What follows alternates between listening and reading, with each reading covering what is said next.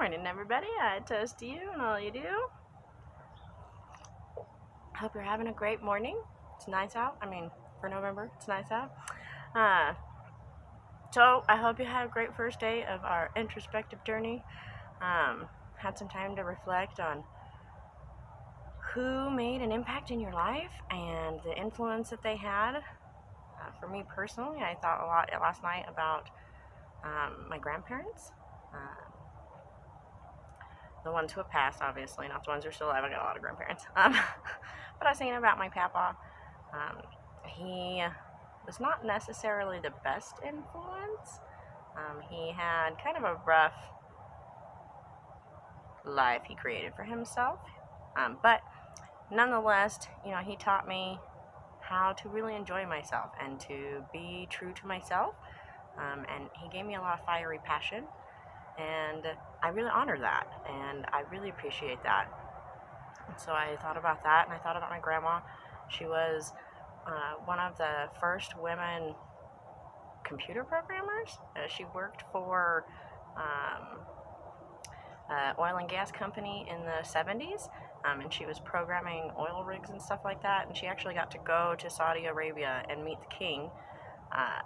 And this was back when women weren't really allowed over there, and they kept sending men over there, and none of the men could fix the problem. So they sent my grandma, and she went over there and fixed the problem, and she got to go around Saudi Arabia, and it was just crazy. The pictures are crazy. She's all by herself everywhere she went because she wasn't allowed to be around other people, and she had to have a male escort the whole time, and it was like this crazy thing. But she got to do all that, and then in the end, she went back to school at 50 and got her doctorate in forensic psychology and worked at the Texas State Penitentiary for the criminally insane for a really long time. And so she is, she's an inspiration. She really did what she wanted to do and overcame a lot of obstacles. So it's just pretty crazy. But yeah, so I spent time thinking about them and about my grandparents before that who came to this country, and just really, honoring that. And now I have a kid. Hold on, pause that thought. We're cleaning up all the stuff from salad there. Anyways, so yeah, I just spent some time thinking about my own grandparents and about how my family got to where they are now. It's crazy. On the other side of my family, there's a lot of bipolar disorder, and so I didn't get a chance to meet some of my grandparents on that side. For those who are familiar with bipolar disorder, there's a high rate of suicide, and it's pretty sad. So that's something else that I constantly just kind of keep in the back of my brain and think about, is that, the suffering that my great-great-grandma went through, and what must have led her to take her own life. And, I've got uncles who have taken their life and other family members, so it's just one of those things you have to think about. And so like I was saying yesterday, it's not always a positive influence. There are people who made great positive influences. I was thinking about this lady, Lisa, who really influenced my life because she, was a motherly figure when I really needed one.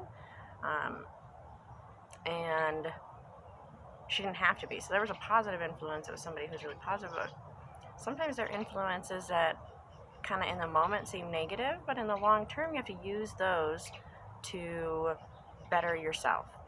And so for me, thinking about my great-great-grandma who committed suicide,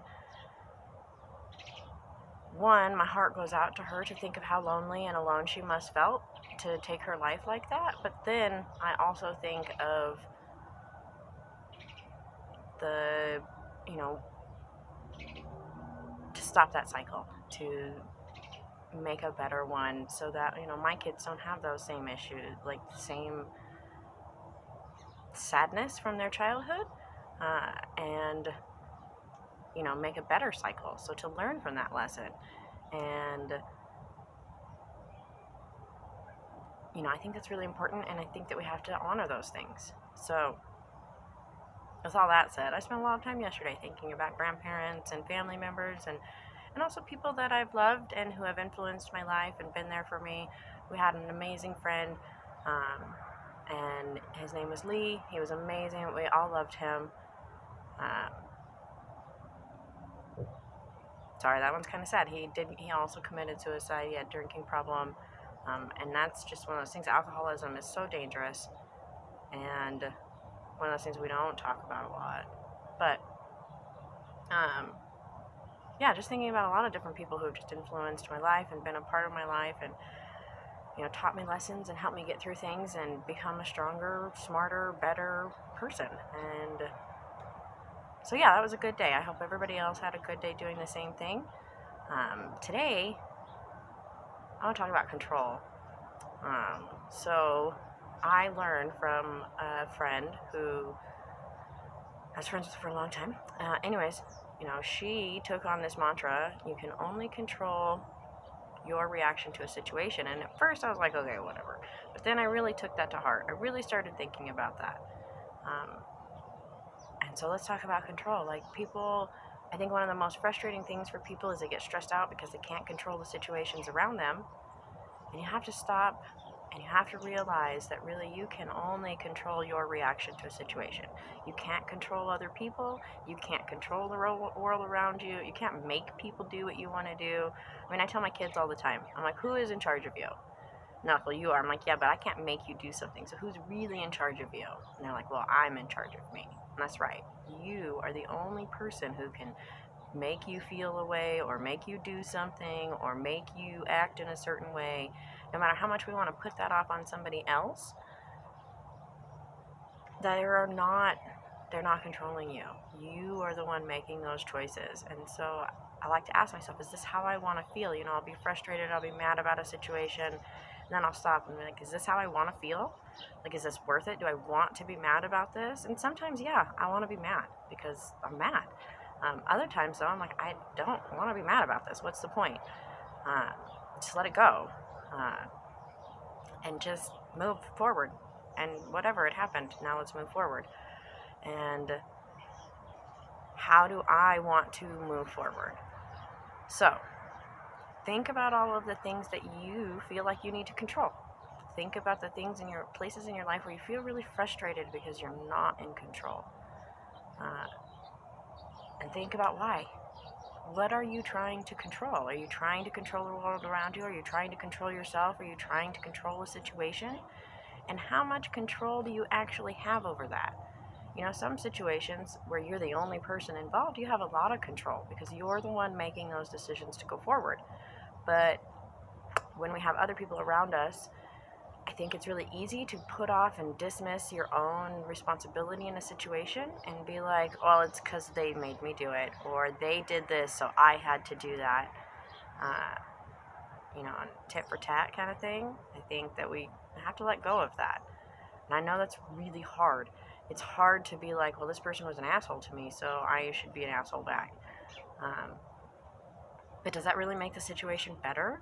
Now, I'm not saying you should go around and be around people who are rude to you or, trying to whatever, but really think about your place of control and think about who you're trying to control and why you're getting so frustrated about it. I know for me personally,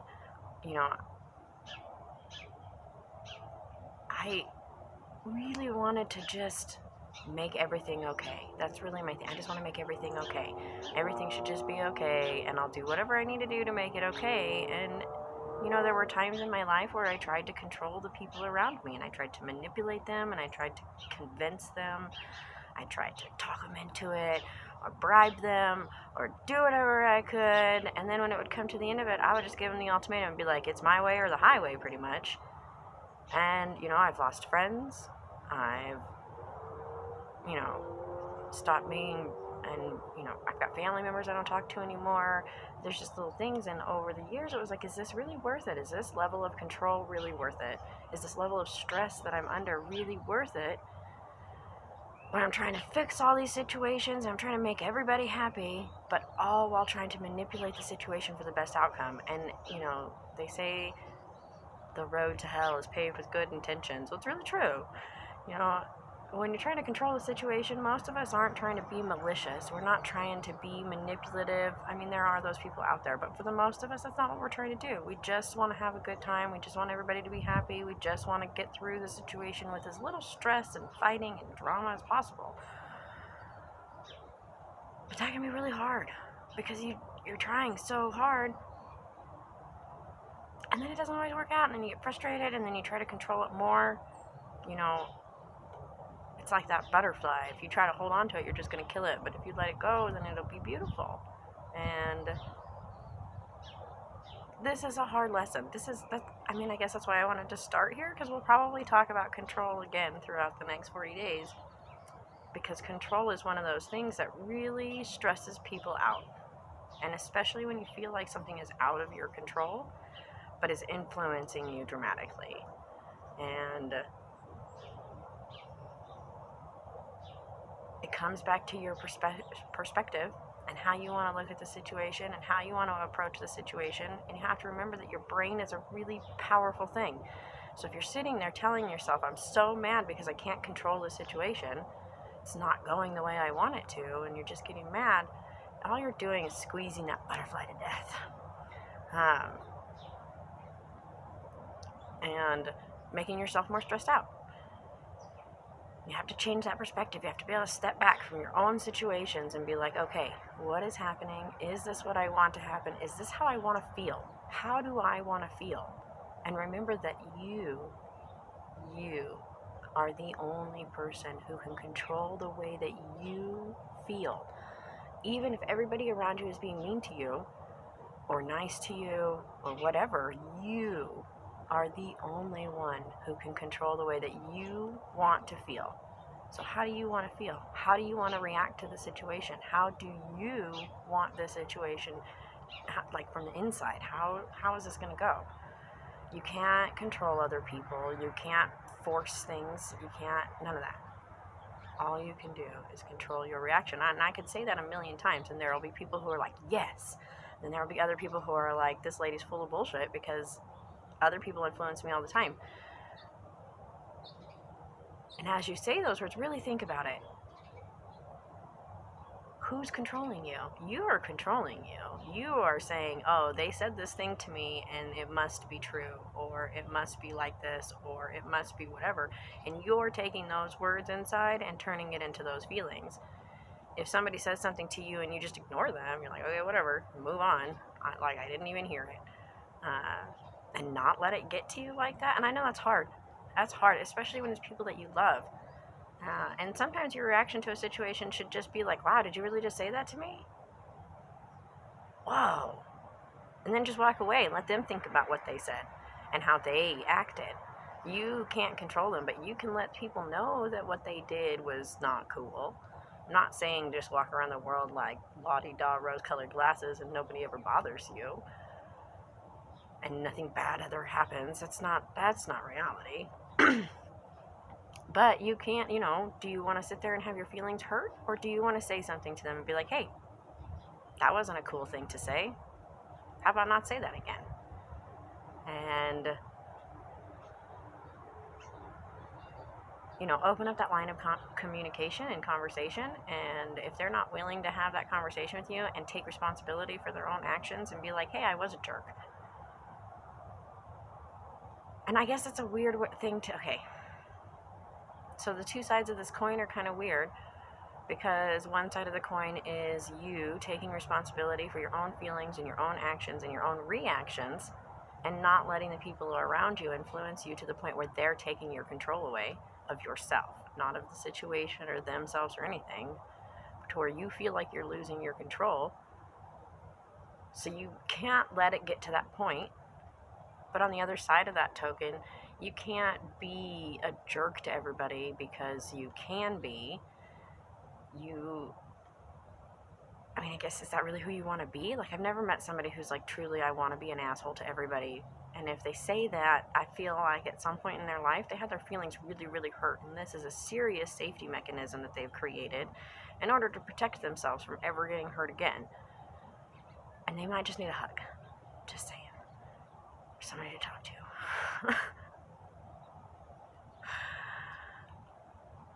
So, you have to be a decent person and control yourself to the point where you're a decent person, but you can't try to control other people. And you can't tell other people that they're controlling you and let them have that control over you. So it's like a weird double-sided coin. I don't know. But it's about being the best person that you can be for you, and then again for the world around you, because when you are happy and healthy and can take care of yourself, you can do a better job making the people around you happy and healthy and taking care of them and the community and the earth and all of that stuff, and really just being in a better place. So I'm going to finish it off by reminding you, the only thing that you can control is your reaction to a situation and nothing else. So I challenge you to get out your journals and start writing about your feelings of control. Just write it all down. It'll be a long journal entry for most of us. Just start writing down all the things you feel like you're out of control with, or in control with, or taking too much control, or not enough control, or wherever you feel on that line of your own self. You cannot control the people around you, so don't start putting on there, well, my mom said this, and I wish she wouldn't, and my boyfriend did that, and my girlfriend, and my friend, and this and that. No. Talking about you. What in your life are you trying to control? What is not in control? What is out of control? Where do you feel the most stress from control? What do you even feel like you have control of? And really start to ponder that. Start journaling that. Start writing it down and see where your feelings truly lie about it. And I feel like most people have to write and then come back later and write again, because we have a lot of this superficial notion of like, well, I can't control my job, and I can't control my kids, and I can't control my husband, and I can't control this and the weather and that and blah blah. But when we're stressed out about stuff like that, that's not what we're trying to really control. Really, you're trying to control yourself in some aspect of yourself. So, and a good example is my kids. I get so frustrated sometimes because I can't control my kids. Oh, they have their own brains and their own thoughts. Really frustrating.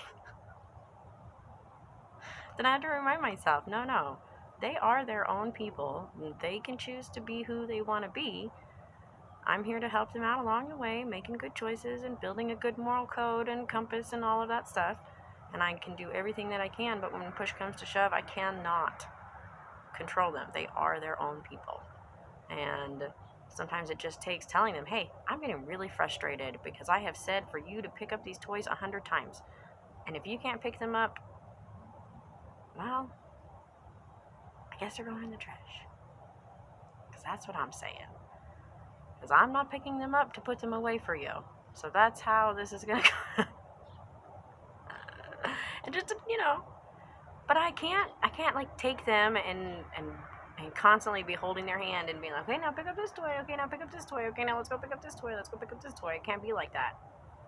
And I can't like beat them with a stick. Be like, I'll beat you with this stick. I'm gonna beat you until you pick. That's not right either. You can't do those things. So really think about what you're getting frustrated about, and